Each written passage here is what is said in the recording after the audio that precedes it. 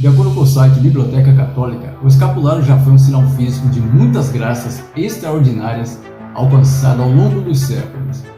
Segundo a biblioteca, um homem chamado Simão Stock recebeu o primeiro escapulário das mãos da própria Virgem Maria. Simão Stock nasceu em uma família muito ilustre no condado de Kent, Inglaterra, aproximadamente em 1165, onde seu pai era governador. Sua mãe era devota da Virgem Maria e Simão ainda não tinha nenhum ano de idade quando ouviram claramente recitar por diversas vezes a saudação angelical.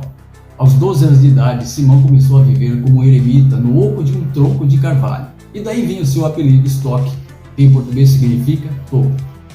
Nesse retiro deserto, suas orações contínuas subiu ao céu e passou 20 anos da mais completa solidão, alimentando a sua alma com as delícias celestiais da contemplação. Tendo voluntariamente escolhido privar-se de conversações humanas, foi agraciado pelas conversas com a Santíssima Virgem Maria e com os anjos que o encorajaram a perseverar na vida de sacrifício e amor. A Rainha do Céu disse-lhe que alguns eremitas da Palestina logo chegariam à Inglaterra, acrescentando que Simão deveria juntar-se a eles, e ela considerava que seriam seus servos. De fato, o Lord John Versoyd e Lord Richard Grey de Codorniu retornaram à Terra Santa trazendo consigo diversos eremitas do Monte Carmelo. Simão Stock juntou-se a eles em 1212 e foi escolhido vigário-geral da Ordem Carmelita em 1215. Ele implorou à Virgem Maria por meio de orações fervorosas e lágrimas que defendessem a ordem consagrada a ela. A Virgem apareceu em sonho ao Papa Honório III, então o Papa finalmente afirmou a regra dos Carmelitas em 1226. Em outra ocasião, a Mãe de Deus apareceu a Simão rodeada por uma luz ofuscante e acompanhada por um grande número de almas, com o escapulário da ordem em suas mãos. Ela deu o escapulário a Simão, dizendo as seguintes palavras: atenção, hoc erit tibi et cux carmelitis privilegium, in hoc habitu moriens salvabitur. E traduzido para o português seria assim: isto será um privilégio para você e para todos os carmelitas. Qualquer um revestido desse hábito será salvo. Através de São Simão Stock, espalhou-se pelo mundo a devoção ao escapulário, não somente entre pessoas do povo, mas também entre reis e príncipes, que consideravam muito honrados em usar o sinal dos servos da Santíssima Virgem. Stock faleceu na cidade de Bordeaux, enquanto visitava mosteiros no 20º ano de seu ofício como vigário-geral. A Igreja acrescentou às suas últimas palavras a saudação angelical: Santa Maria, Mãe de Deus, rogai por nós pecadores, agora e na hora de nossa morte. A Senhora Aparecida Deus deu a São Simão um escapulário para os carmelitas, dizendo a seguinte promessa: receba, meu filho amado, esse hábito de tua ordem, isso será um privilégio para ti e para todos os carmelitas. Aquele que morrer trajando o escapulário não sofrerá jamais o dano do fogo eterno. Ele será um sinal de salvação, uma proteção dos perigos e uma promessa de paz. Outro aspecto importante em usar o escapulário seria o privilégio sabatino, que diz respeito a uma promessa feita por Nossa Senhora ao Papa João XXII. Em sua bula, ele relatou uma visão que teve, declarando que a Santíssima Virgem havia dito a respeito dos que usassem o escapulário do Carmo. Diz assim: eu, a Mãe da Graça, virei no sábado seguinte após a sua morte e libertarei todos que eu encontrar no purgatório, de modo que eu possa guiá-los à vida eterna. De acordo com a tradição da Igreja, há 3 condições necessárias para tomar parte desse privilégio e nos demais benefícios espirituais do escapulário. Usar o escapulário do Carmo é o primeiro. Guardar a castidade de acordo com o seu estado de vida, o segundo. E terceiro, rezar o rosário. São João da Cruz, Santa Teresa de Lisieux e, maneira mais importante, Nossa Senhora do Monte Carmelo, como ficou conhecida.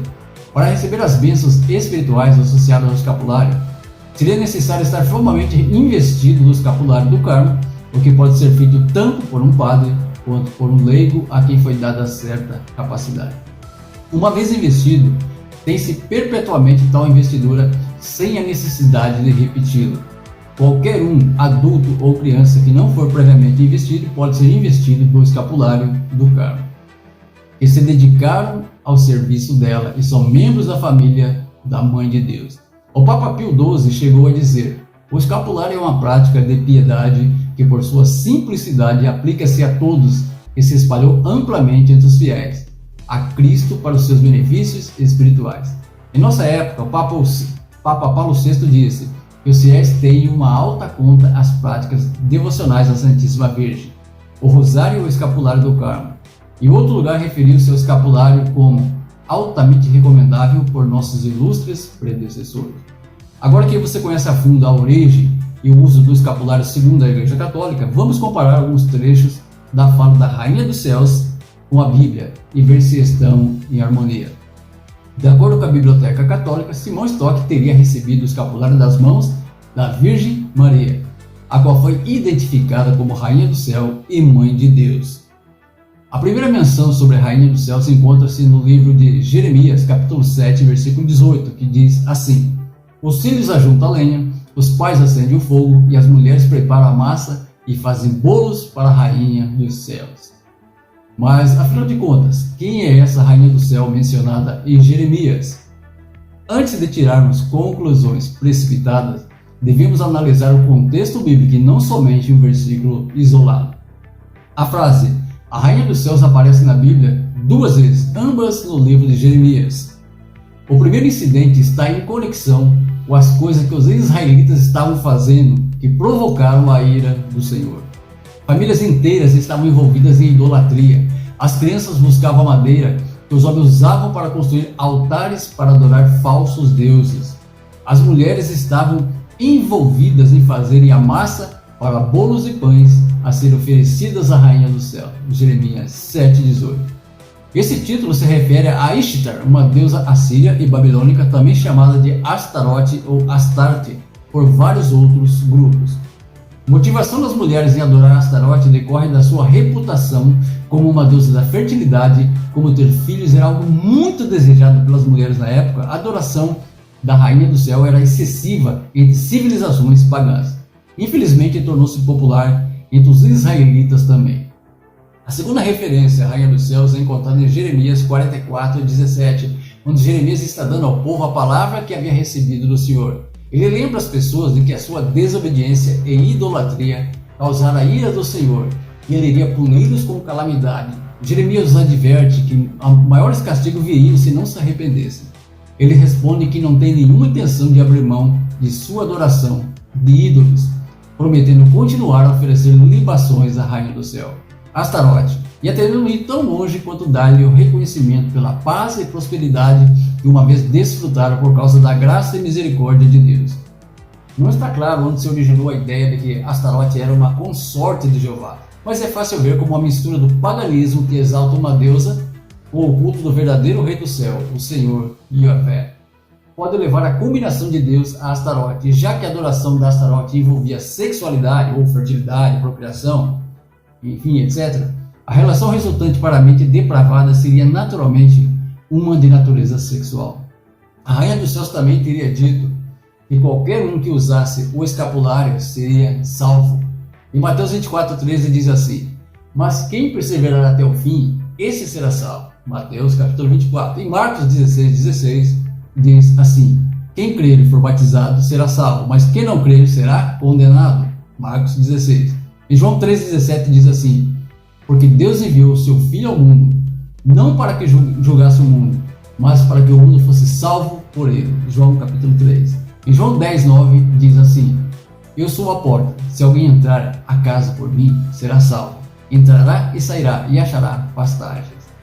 Em Atos 2:21 diz assim: e acontecerá que todo aquele que invocar o nome do Senhor será salvo. Atos capítulo 2. Em Atos 4:12 diz assim: e em nenhum outro há salvação, porque debaixo do céu nenhum outro nome há dado entre os homens em que devemos ser salvos. Em Atos 16:30 diz assim: e tirando-os para fora disse: senhores, o que é necessário fazer para me salvar? Responderam: crê no Senhor Jesus e serás salvo tu e a tua casa. Romanos 10:13 diz assim: porque todo aquele que invocar o nome do Senhor será salvo. Romanos capítulo 10. Portanto, meus queridos, se você precisa de uma medalhinha ungida para ser salvo, isso significa que o sacrifício de Jesus Cristo na cruz foi em vão. Se você fazer o que a Bíblia ensina nesses versículos, não precisará de amuletos ou talismãs para ser salvo. A Rainha do Céu teria falado também que tinha poder para libertar as almas do purgatório, no sábado seguinte após a sua morte. Em Mateus 7 até o 13 diz assim que só existem dois caminhos, o céu e o inferno. Ou seja, o céu para os remidos e o inferno para os seus anjos e os demônios que se rebelaram. Existe a porta estreita que conduz ao céu e a porta larga que leva à perdição. Olha o que diz Jó capítulo 14. Assim o homem se deita e não se levanta, até que não haja mais céus, não acordará nem será despertado do seu sono. Em outras palavras, o homem só vai acordar do sono da morte após a volta de Jesus, quando foram criados os novos céus e a nova terra. Ninguém pode tirar os mortos de lugar nenhum e levá-los ao céu. Na verdade, a doutrina do purgatório ela foi criada para justificar as cobranças de indulgências que se faziam antigamente. Quando as pessoas morriam sem a certeza da salvação, a igreja falava aos familiares para doar suas riquezas. Enquanto isso, a alma do falecido passava por um processo de purificação. Isso é uma heresia, pois nós temos que fazer o bem enquanto estamos vivos. A Bíblia diz que os mortos não têm memória, pois ficam num sono profundo, aguardando a volta de Jesus para o juízo final. Amém? E nós vamos ficando por aqui agradecendo a sua participação. Que Deus abençoe a sua vida, a sua família e até a próxima, se Deus quiser.